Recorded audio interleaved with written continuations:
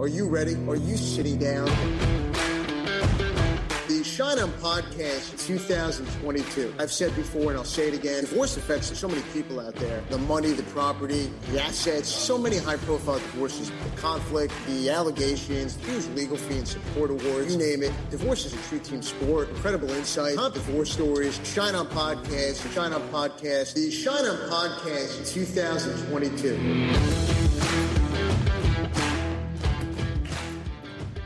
Episode 37 of the Schein podcast. I'm Evan Schein. On today's episode, we open the door and take a trip inside the office of a couples therapist. We have an absolutely tremendous guest on today's episode. Our featured guest on the Schein podcast is therapist and relationship coach Ellen Boeder. Ellen is going to take us into her office, what she sees, hears, and experiences, and what does everyone need to know about couples therapy before they take that journey. And on today's docket, we're going to talk sports and divorce. That's right. Baseball is back. The start of the baseball season is here. One of my absolutely favorite times of the year. We're going to take a look around the baseball diamond and talk sports divorces that have made headlines. I'm going to give you my take and the lessons learned. And producer Dave, I know you're a big Red Sox fan, so let me ask you, what do you think of the Sox this year? Oh, I thought you were going to asked me if I was ready to pick up a bat and get out there and put me in, coach, man. The smell of the grass, the smell of the popcorn. Dave, I can tell you, when you were in your prime, right? I bet no one had a sweeter stroke than you. Maybe at the Over the Hill softball league. I think that's when I hit my prime. I rode the bench in high school. But I do love baseball like you. And, well, upper hand to the Yanks so far, 2 out of 3 against the Sox as we record this. I'm cautiously optimistic. The Red Sox and Yankees both have enough talent to prevail, but you got to expect the unexpected. Last year, I expected the Sox to be terrible, and they made it to the ALCS. So, who knows? You liking your Yanks? I do. I feel good about it. You know what I think? I feel like we should make a friendly wager on the season. We've talked about it, dinner, game, whether it's in New York City or Boston. With the pandemic over the past 2 years, we haven't been able to do it and get together in person. We can keep it simple. Dinner and a game, either at Yankee Stadium or Fenway Park. How about whichever team has more wins, it's the other person's treat? What do you say? I'm in, and you heard it, listeners. So that's right. I love it. So and coming up on... Sorry. I was just going to say, don't let Evan weasel out of this. Steak dinner it is. That's right. All right. Only the best for producer Dave. Coming up on today's featured guest segment of the Schein podcast is my interview with Ellen Boeder. Producer Dave, let's fire up the docket. Let's play ball. Here's the docket. And now, let's see what's on the docket. Item 1 on the docket involves a terrific veteran baseball player, and it comes to us from the New York Post. Item 1. Post reports Albert Pujols cites irreconcilable differences in his divorce filing. Details coming out this spring. Just this past Monday as we record this, he announced he was filing for divorce, and a lot of details coming out during spring training that I think Albert would probably not rather be discussing. He'd probably rather be focusing on his final season in the majors. But your thoughts on this situation, Evan? Dave, look, right before the start of the baseball season, you said it. Star slugger and one day first ballot Hall of Famer Albert Pujols made headlines. Not because he was about to become the oldest player in baseball in 2022, and not because he was rejoining the St. Louis Cardinals where he won MVPs and world championships. But because Pujols announced that he was filing for divorce after 22 years of marriage and 5 children with his wife. And look, many people questioned the timing right before the season was about to start. Was this going to be a distraction for him, his family, and his baseball team? Why on earth would he announce this right as the season was about to start? Here's my take. There is no perfect timing when it comes to moving ahead with a divorce. It may always be hard. Pujols himself acknowledged in a statement that the timing may not be perfect with the start of the baseball season, and apparently his wife had just underwent a medical procedure. This could not have been easy. We have talked a lot on the podcast before about the importance of a team of professionals, the financial advisor, the estate planning attorney, the agent, the business manager, the family lawyer, whatever the professional may be, and how divorce is a true team sport. We see this playing out right here. Pujols issued a statement through his agent, Dan Lozano, announcing the split. He was open about the decision. He acknowledged that the timing may not have been great, and he acknowledged that the situation was not easy. He also issued the following statement, that he remains committed to raising their 5 children in a loving and safe environment. Not ideal timing, but what a great statement from Pujols, showing his commitment to his children and to co-parenting with his wife. Credit to him and credit to his agent, Dan Lozano. Item 2, which comes to us from MLB.com, poses the question, can something involve Twitter, mentions of divorce, failure, and still be an uplifting story? Let's take a look. Item 2. This is looking back on an item from 2020, but worth revisiting, Evan, I think. I just discovered it. It's just an interesting tale. There was a pitcher for my beloved Red Sox who is forgettable. In fact, I had already forgotten about him.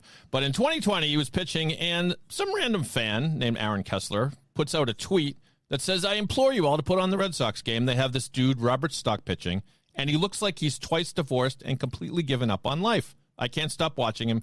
It's transfixing. What happened next is what makes it noteworthy.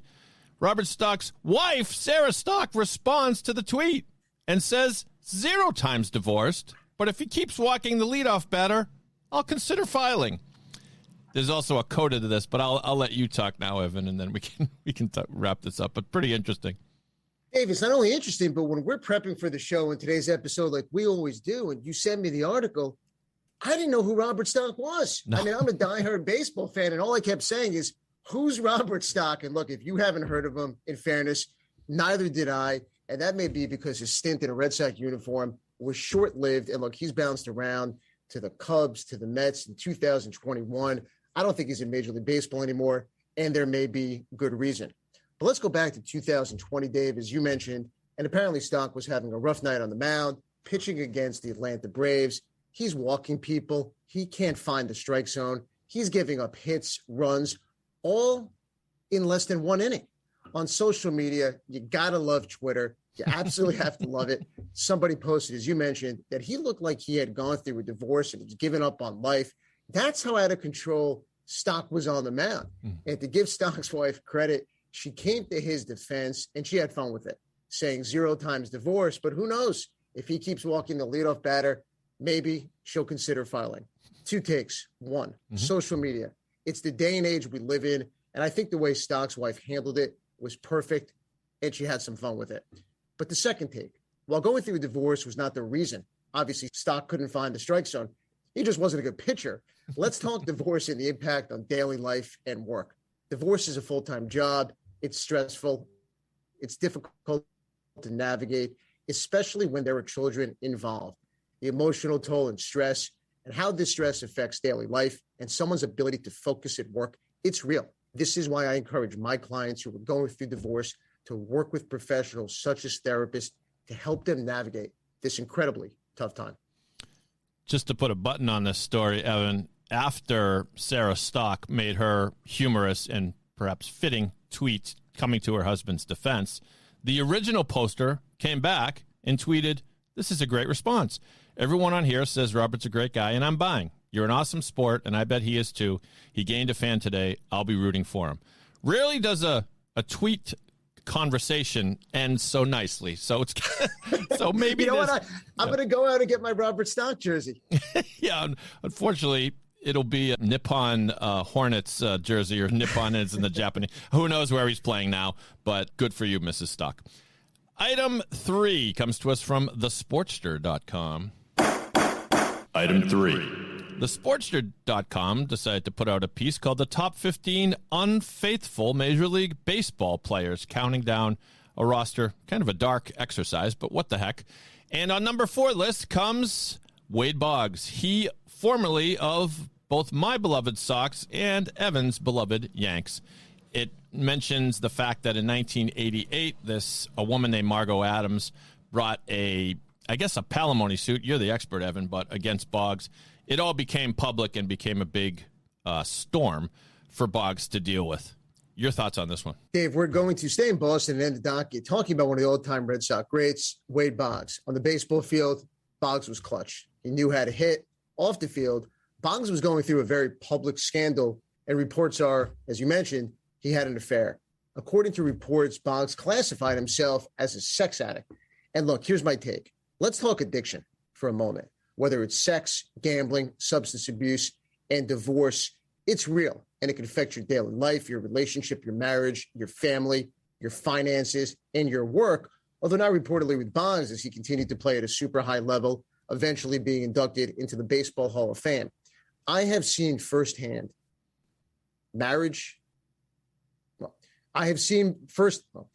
firsthand marriages end because of addiction. I have seen couples enter couples therapy because of addiction, but it doesn't work if there's deniability or no sense of the effect and impact that this addiction has on a relationship, marriage, or family. I see it all the time. The impact of addiction when untreated and the role it plays in divorce and custody battles when people are fighting over their children. And while the scandal and the addiction didn't affect Boggs on the field, it undoubtedly affected his life off the field. But Dave, no one knows the city of Boston as you're the host of the Boston podcast like you do. Take us back to 1988. How big was this? Did it affect the team? Did this stick around in the news? It absolutely did. It was front page news on the Boston papers for days and days upon end. It was probably a watershed moment because for always, going back till, let's face it, the dawn of time, there were stories and tales of baseball players who are unfaithful to their wives on the road. No shocker there, but rarely was it discussed publicly because Margot Adams made it public, and Boggs, at the top of his game, one of the best players in the league, had to defend his love life and eventually landed him on the cover of Sports Illustrated with a headline that said, "What me worry? Wade Boggs rides out the storm over his love life." To his credit, I don't think it affected his play in the end. And as you said, Hall of Fame career. I didn't like that he migrated to the Yankees and ended up on a horse celebrating a World Series title. But can you blame him? Of course not. Of course not. I'm sure that image of him riding the horse in, around Yankee Stadium still sticks in your mind. Absolutely. We're up to the portion of the show where Evan gives his thoughts on items and issues in the news. Today's involve when a medical crisis strikes and the effects on a divorce, and also has a baseball angle as well. That's this week's Schein on Spotlight. The Schein on Spotlight. This week, I'm going to shine a spotlight on a recent article from Today.com. The article talks about crisis and divorce. Specifically, when there's a medical crisis in a marriage, divorce can follow, research suggests. I believe it. Look, we've had trauma expert Britt Frank on the podcast this year to talk about trauma. How a medical crisis, a traumatic event, is handled, talked about, discussed, navigated, can without question make or break a relationship and marriage.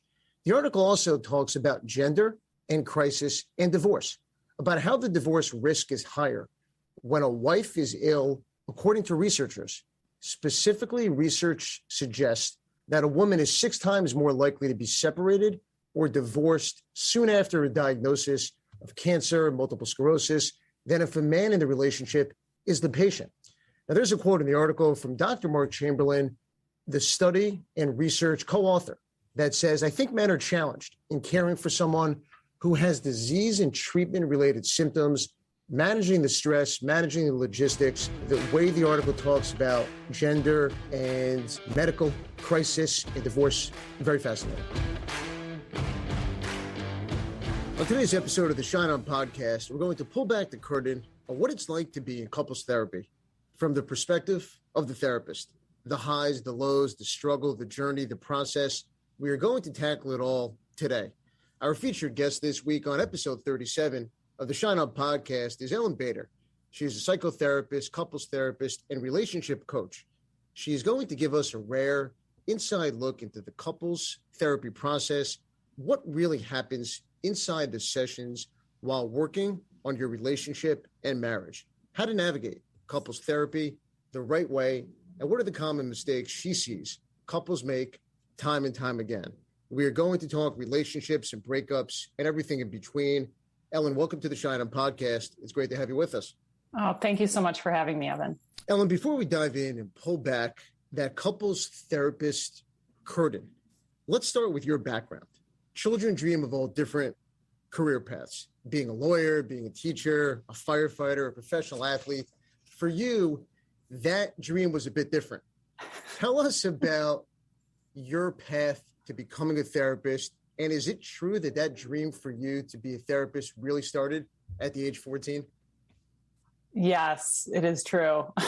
Like, when you say it like that, I'm like, yeah, it's probably not your typical thing that a kid is thinking about. But it occurred to me in my freshman year health class, where the counselor for our high school came in and talked about his job and his role and what he did. And I'd never heard of therapy before. And I immediately knew that's what I want to do. I want to know everything I can about relationships, feelings, communication, dealing with my parents, dealing with my friends, boyfriends. Like, I just knew, for whatever reason, that that's what I wanted to do. And at the time there wasn't like the internet, I think. I think there wasn't the internet in the late 80s, early 90s. And so I had to wait till college to study psychology. And now, a teenager could learn some things online or on podcasts like this, but I really stayed the course in my mind. And it's just always what I wanted to do, for better or worse. No, and for so many people out there, it's definitely for the better. But tell us, what do you love most about the work that you do? It's a good question. I mean, there's a lot I love about it. It is challenging work, but what I love is that I am, today in my career right now, I'm really helping making families better. And that feels really gratifying as a wife and mother, that's where I am now, that I feel like in couples work, I'm helping make not only couples function better, but families, and then from there, communities and societies. So I really feel like my work is very connected to kind of making the world a better place, a safer, more loving, caring place for all humans and all the things that humans take care of. So there's like everything from just, kids having better childhoods to our environment being taken care of better. Like, I really now see everything very connected, and this is sort of like my way of having an impact and making the world a better place in the ways I'd like to see it be a better place.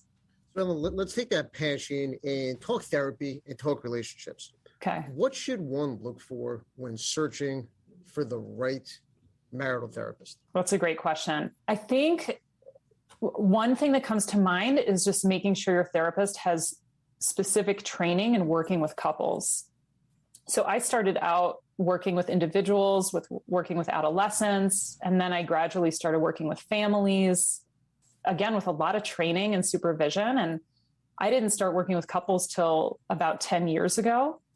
And again, I got very specific training for working with couples. So all these different areas of psychotherapy are really different skill sets. And so I think if, a lot of people come out of grad school and they're just sort of like, I'm going to work with everything. And that's great because you have the energy at that time of your life to just like take on whatever comes your way. But I think over time you see that like, wow, I can only do so much with this situation or this population until I get more training. And so I think for couples, really work with someone who's trained with a well-reputed modality. There's several that are really wonderful, at least several. And with people it's a therapist that has really gotten that specific training is number one, I think. And then number two is just someone that you really connect with, because so much of what we know that's helpful about any therapy is that it's the relationship between you and your practitioner. So as long as it feels like someone you can relate to, who you feel understands you, and then having both people feel good about that person, that's even a smaller percentage of people, but they're out there. Do you find that most couples that come in for couples therapy, they use it as a last-ditch effort to save their relationship, their marriage, to hold off on getting divorced? Or do you just have clients who are in healthy relationships who are looking to work with you just on communication, parenting, and really just the everyday ups and downs of life?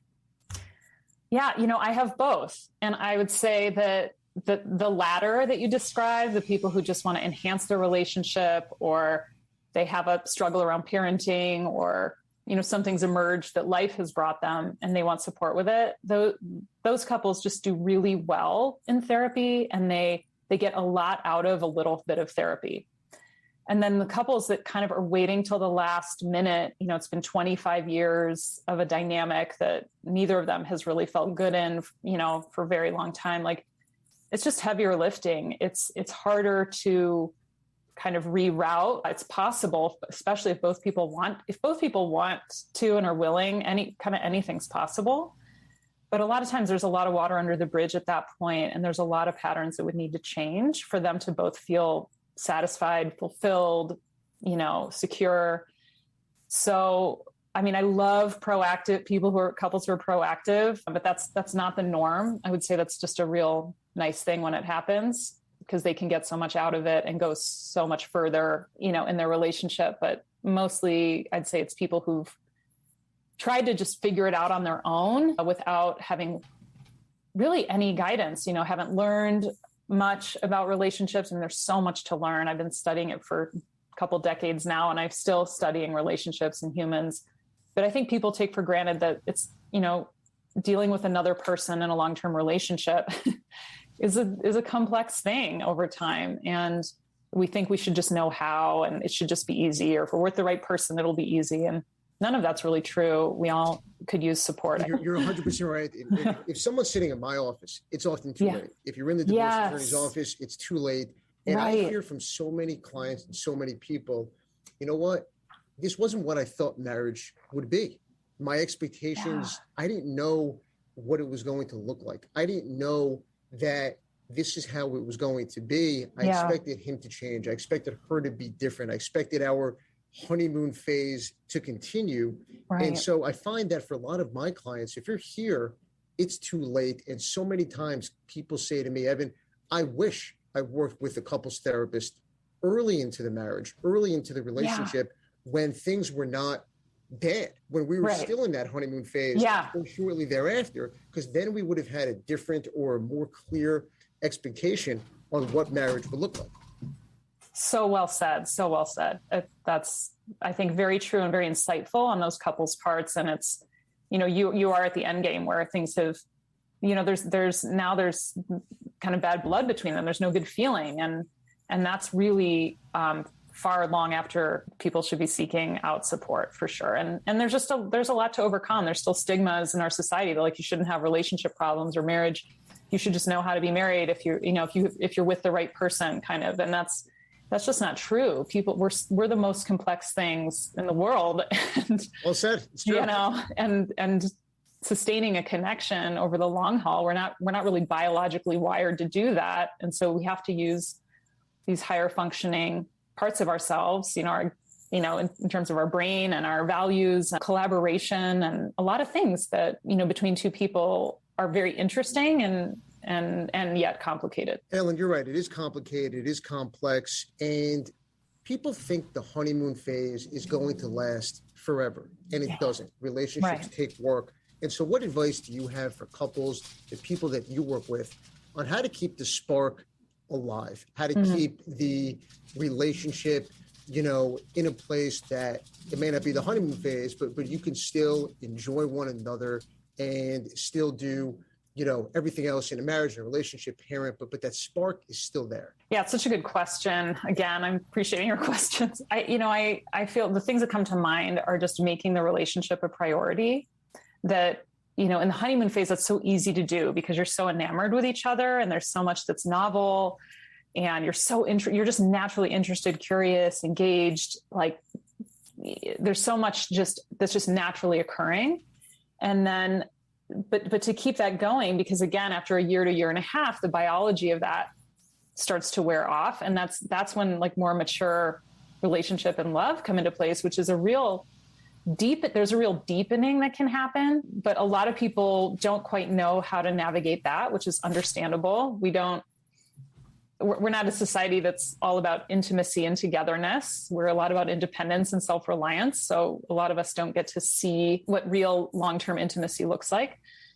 But, I think one thing people can do is, because after a couple of years, maybe there's kids or people are really getting into their careers or going back to school, like life gets more full as you go through time, especially in the mid phase of life. There's like 30 years of life. They're really quite full in adulthood. And people tend to just like put the relationship on the back burner, like that they don't have to attend to it in the same way in the beginning. And that I think is like kind of the first mistake, is kind of letting the relationship be on automation and not continuing to create space for you as a couple to continue to get to know each other, to continue to find out what's happening in each other's inner lives. And, you just start working on logistics and kind of more surface level things and kids and work. I mean, it's full.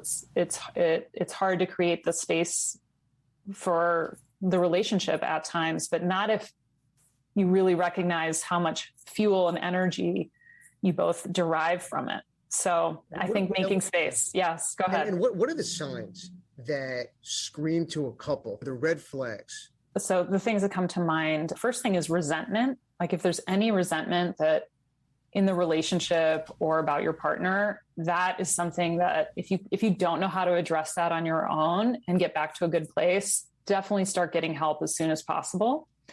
A lot of us don't know how to navigate conflict very well and how to get back to not just a good place, but even a stronger place after navigating conflict. And so if you don't know how to do that and you're not good at that as a couple, you're not alone. And that is another signal to get help. Like, wow, we're not repairing well. We sort of just argue and we just sort of time goes by and then we just sort of forget about it. And then we argue again. And if you're not really actively good at repairing and understanding each other better, and again, deepening through that is not a good sign, because things build up. And I know you see this probably, Evan, like you see people who've let things build up for years and years, and then it's really hard to unravel that.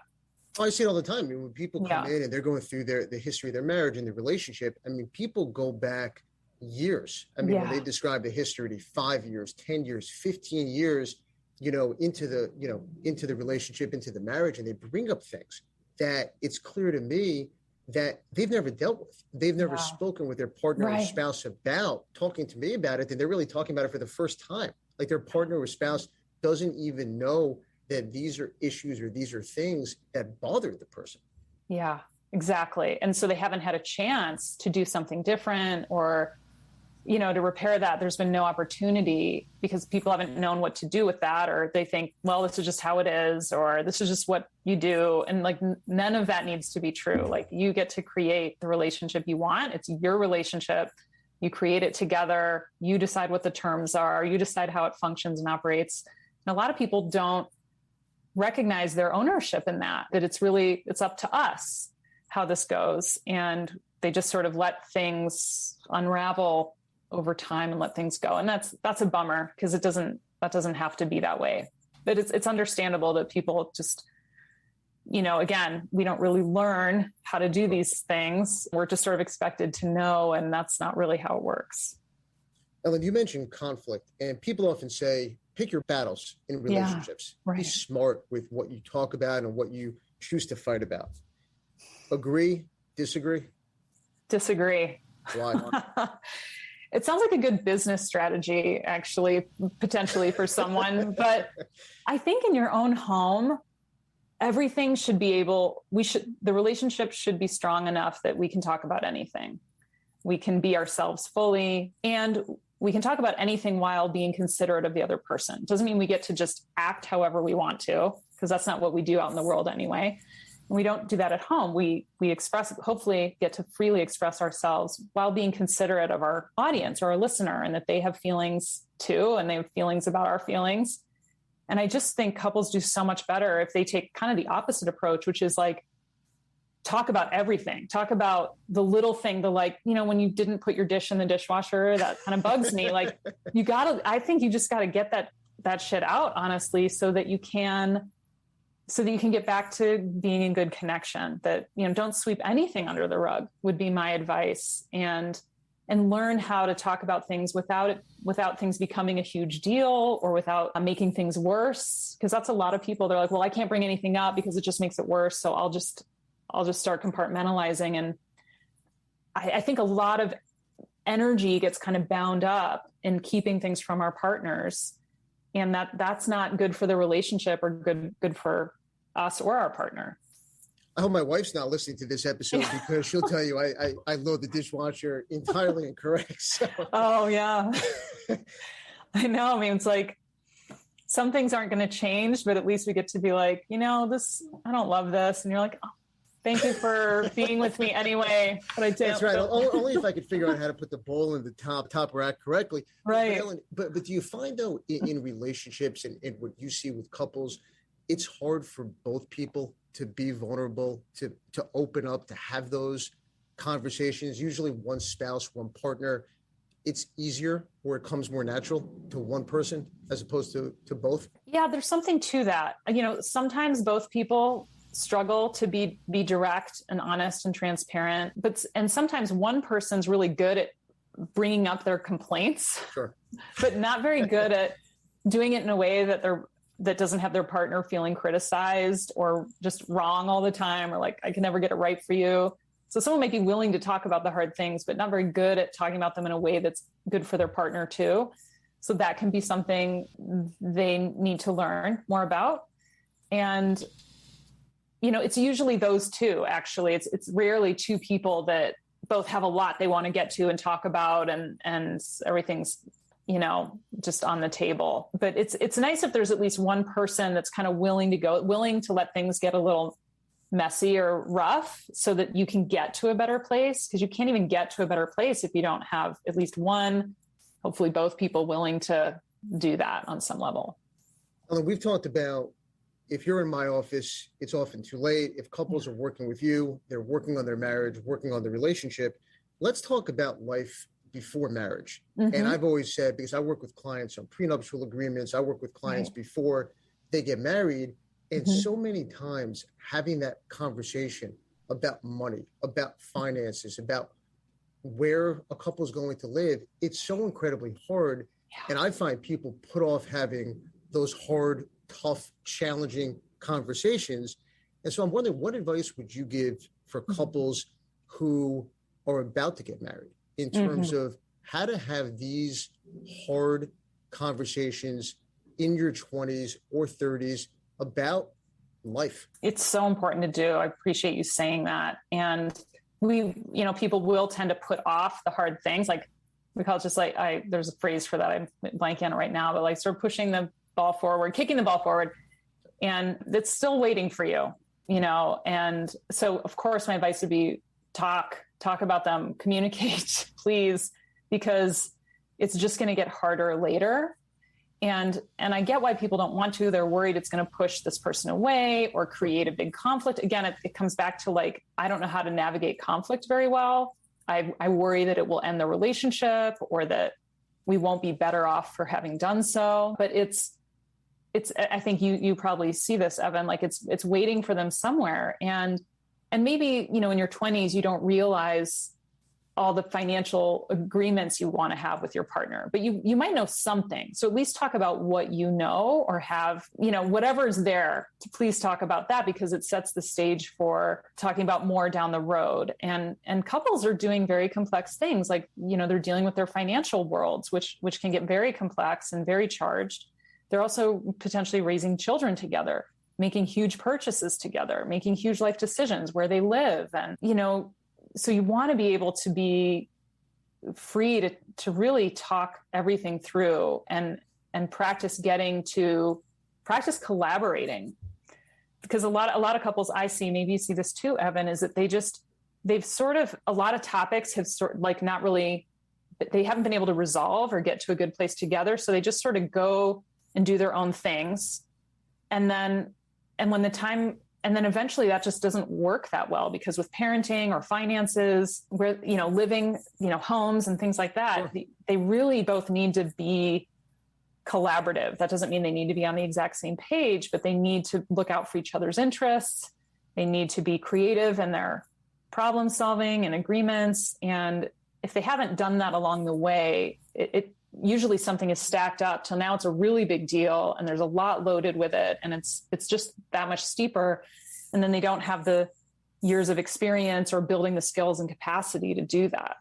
I love that word, collaboration. And you're right. I see it because if years go by and people don't have those conversations, and you're right, maybe people in their 20s or 30s, they're not necessarily thinking about children or about having to have real life conversations about what life's going to look like if you lose your job, or about money, or about the loss of a family member, a parent, or whatever life is going to throw at you. Those aren't the conversations that people in their 20s or 30s are looking to have, because it's not romantic, it's not fun. But if you put it off and you put it off and you put it off and you don't have that conversation, when you need to have that conversation, it's challenging, because I think, like you said, people don't have the skill set necessarily because you've operated independently for several years. Yes, I see that. That's like, they're just like, we just don't do this. It's like, how have you gotten here? But then they have to learn how in the midst of higher stakes things. Yeah. Absolutely. Ellen, people always say to me, Evan, you must have the best cocktail party stories as a divorce lawyer, but I would put you right up there, with me. And if we could all be a fly on the wall in your office and inside the therapist office, we would learn about what happens, the mistakes that people make, and everyone will get an inside look into people's lives and what went wrong and what goes right. What are some of the common couples counseling myths that people have? The first one is that they're doomed. Like that if they come to counseling, it must mean their relationship is just super fucked up. They're doomed, and that's not true at all. Again, it would be ideal if people came when they're young and new and things are pretty good, but they're maybe have some things they want to work on. And even if it's been a long time, if both people are willing and want to upgrade their relationship, they'll get a lot out of it. So that's one. Another is that the therapist is going to take sides, like that they have to worry about that. And again, this is where training comes in, where if you're really trained to work with a couple, you're trained to work with the system and their dynamic, and not so much be what maybe, in a court needs to happen, which is like figure out who's more competent or capable, or who's been more, done more things wrong. I don't have to, that's not up to me. That's really up to them to decide. And so I think that, couples therapy can be a place where they both get to feel supported for their interests and who they are and what they value, that it's not my job to decide who's right, wrong, or better or anything. So those are probably the two main things I see that keep people away and want to avoid it. And then the thing I'd say that a lot of couples are just missing in general that they would benefit from is really this, really just caring about how they communicate non-verbally. That's actually a huge piece of what I focus on with people, is the way they handle each other, on that emotional and psychological level. And you don't have to be a psychologist or anything to be good at that. You just need to care about how you're impacting this person day in and day out, and find ways to demonstrate that and slow down, be more attentive, the way a lot of us are with our kids. We're a little more tuned in, a little more like, ooh, that didn't go well. Or, we notice more how we're impacting them, and maybe a little tuned into the relationship in a way that partners really need to be. We need to kind of keep our partner in that, instead of just sort of like, again, putting them on automatic, really, really keeping an active interest in their feelings, their experience, how the relationship is feeling. If more people talked about their relationship, some people have never talked about their relationship. All that would be really helpful. For the past 2 years, the pandemic threw a curveball at us like we've never seen before. What are you seeing in terms of how people are navigating the pandemic and the stress that the pandemic has put as this additional layer? Well, this is true for me and pretty much every other therapist or coach I know, which is like, we've never been more full. People are reaching out for help like they never have. And what I see when I'm seeing people is that whatever kind of stress was already occurring in the relationship, now with all this additional stress and this inability to kind of off gas or resource themselves in the ways they used to, it's just made the relationship issues like a much bigger deal or a higher priority to address, because people are like, I can't live in this now. Like I have nowhere else to go. I can't do all the things I used to normally do to sort of get relief. And now it's time to face things. So as a therapist, I'm like, great, this is great, because these are things we want to face anyway, because the stress in our primary, if there's stress in our primary relationships, that actually, has a physiological cost over time. And we have research to support that. And so I want people dealing with their relationships, but it's hard because now people are dealing with them under so much more stress. And so there's something that's positive about people coming in for help, but there's also just that people are kind of in worse shape is sort of what we're seeing. Like, God, people are in greater need right now than they have been by the time they're coming in. I see that. I mean, over the past 2 years, in terms of my work and clients in my practice, and I think for so many people didn't expect, obviously, this. You couldn't have predicted it. You couldn't have anticipated this. Right. And, I've had couples who, are a year or 2 years into marriage, and they're now separating, or they're working with marital therapists, couples counselors, because this isn't what they envisioned life to look like. And then I have clients who have been married 15, 20 years, a few kids. They were coordinating, working from home, setting up hybrid learning for their families. People lost jobs, people lost loved ones.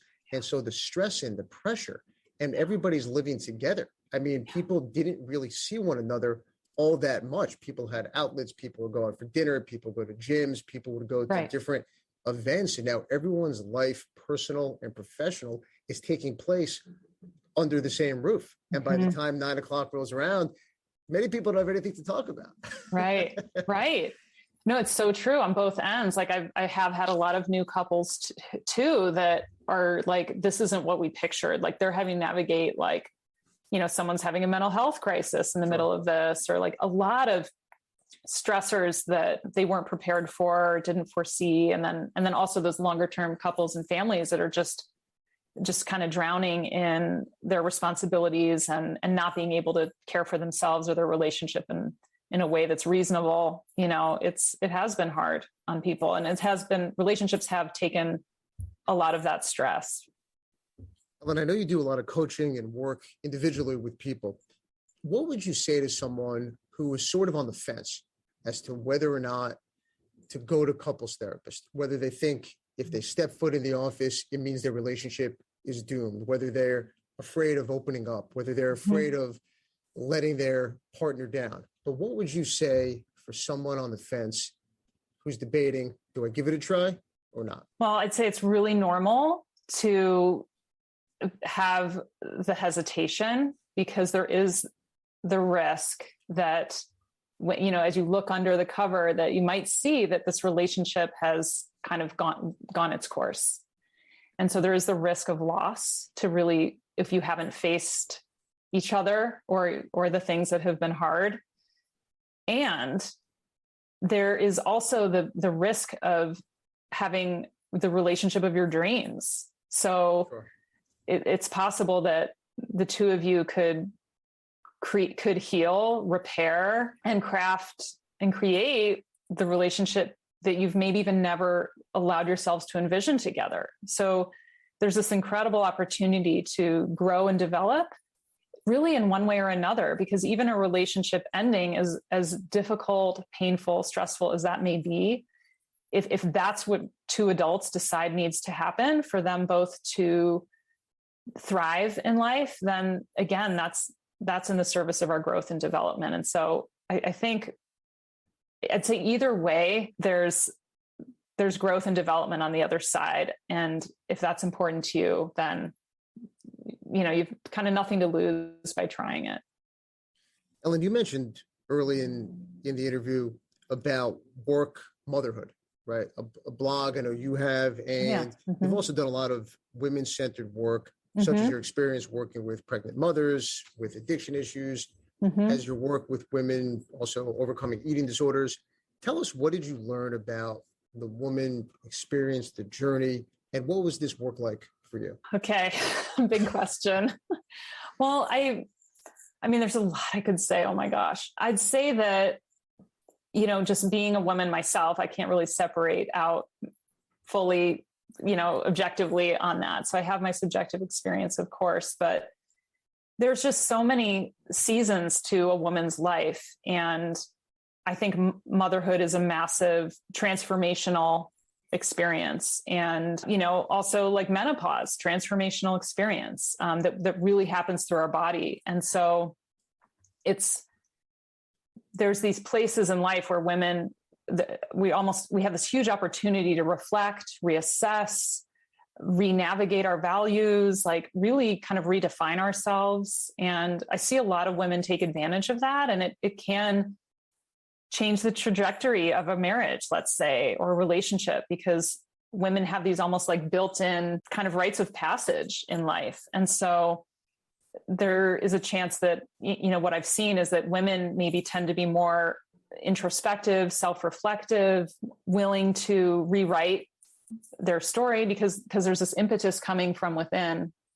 And that can be, again, really growthful for a relationship, really growthful for a family. But it can also be really stressful too. So I think either way, those life transitions, or transitioning from motherhood back into work, if you haven't been working, and there's a lot of opportunity there to, if you're a couple, to sort of come together and re-envision who you are and what you're doing and what would serve you both. And there's an opportunity for the partner in that situation to do the same if they're willing to kind of, for both people to come together and really look at their lives and who they are now and what they've learned and where they want to go.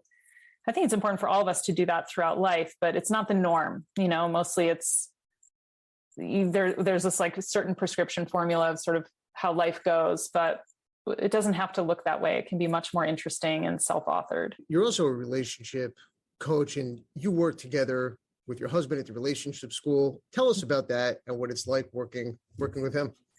I know people always ask that. I love working with my husband. It's the most fun part of my work life right now. It's not always easy. I'd say that sometimes we spend a lot more time figuring out how we want to teach something together than we would alone. But we find that the collaboration is ultimately, it's more beneficial. There's more richness to it for the students. And, we come from kind of we're different people. We have different nervous systems. Like, we're pretty different, but we love the work we do. And so it ends up being really fun and like a really stimulating, fun part of our life. I know not every couple would love to do that, but we really enjoy it. Do you ever find it's hard to separate the work life and the personal life? Oh, totally.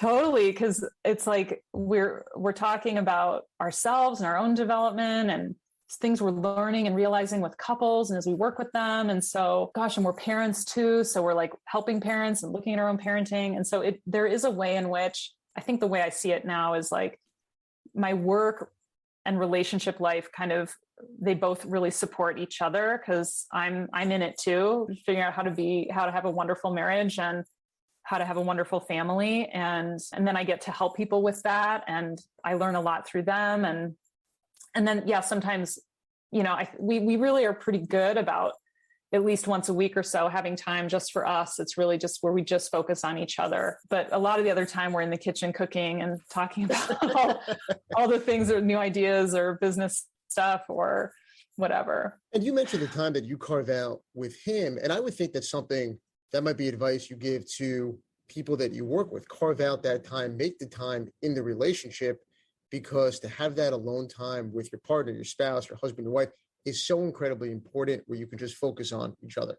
It's so important, because so often, especially with kids, I think people feel like, well, we're together all the time, or we were together all weekend, but you weren't just focusing on each other. It's so different when you sort of take everything away and really just put all your attention on each other, because the couple is sort of what the family is growing out of, or the home decisions, or where we live, or like you're creating your whole life from this relationship. And so it just only kind of makes sense when you look at it that way, that we have to turn towards and tend to that, so that all this other complex stuff we're up to and big life stuff that's really cool and exciting, it's best if it's sitting on this foundation of, like, we like each other, we care about each other, we're interested in each other, we want to do this together, have it feel good to both of us. That makes such a huge difference. Tell us about the present-centered couples coaching model that the two of you developed together. Yeah. So it's a model for working with couples virtually through coaching. And so we sort of, both my husband and I really have done a lot of research and training in neuroscience, interpersonal neurobiology, and attachment, and sort of these in-depth models that have really informed us around how to help couples with their interactions in the present moment. So a lot of that facilitation, it's different than psychotherapy, which might spend time processing trauma or really getting in-depth family history. Like, since it's coaching, we focus more on the present and the interactions between each other, and having couples face each other and work on their moment-to-moment handling and understanding of each other, and learning how to navigate conflict well, teaching skills along the way, but really getting good at being good interactive regulators of each other in the present moment in the session. Let's talk about the future of therapy. Over the past 2 years, there's been a shift from in-person to virtual. Do you see the future of therapy being 100% virtual? Do you see it as a hybrid? And what have been the benefits that you've seen, or the concerns for that matter, in terms of whether it's coaching or therapy taking place in a virtual world? Yeah, gosh, again, a big question. I have so much to say about that. I love it, though. It is an interesting, we don't really know where this is going, but where it looks like it's going, I think, is these virtual models. There's things like Talkspace and BetterHelp. I know a lot of people who use those and have like a virtual therapist. And there's, and even I thought I would never work with people virtually. I was so about, because I work very somatically with people, and then the pandemic forced my hand at that. And it opened up a whole lot of cool things in my work too, which has been really cool. So I feel like I've seen and know both of these worlds now, to say that there's definitely a place for virtual work. It's going to be a little different. Again, whether it's therapy or coaching, it's going to be different too. I think the accessibility is amazing. I think people whatever helps people attend to their mental and emotional health more easily, I am all for that. And then the in-person piece is maybe becoming like way more specialized. And, I think there's something we can't substitute, ourselves. It's definitely not the same as being in person in a room with another person who's helping you through something. I've gone back to a little bit of in-person work, and I've really seen that, how, there's kind of no substitute for a real live nervous system that's there to support you. It can be done virtually, but there's a whole other level that's available. And I would love for that to stay in the space, even though it may become more the minority or more expensive potentially to do. I think that it's, there's a lot we can do virtually, but we can't do everything. So it's true. And as we talk about virtual or in-person or hybrid, the other question I wanted to ask is alternative forms of therapy. They're becoming so popular. Yeah. I know you became immersed in yoga when you were in grad school, and talk to us about how yoga and psychology are linked and the benefits, looking at it from the perspective of the therapist to yoga in terms of your approach, and then also in terms of things that people can do in a relationship, in a marriage, to help them in terms of their mental health and physical health as well. Yeah. Great questions. Just keep saying that. I love that you asked about yoga. I mean, it's so important for our mental and emotional health to have some good level of physical health online as well. It's all connected. So if we're struggling in our physical health, it's going to impact our mental, emotional health, which is going to impact our relationships.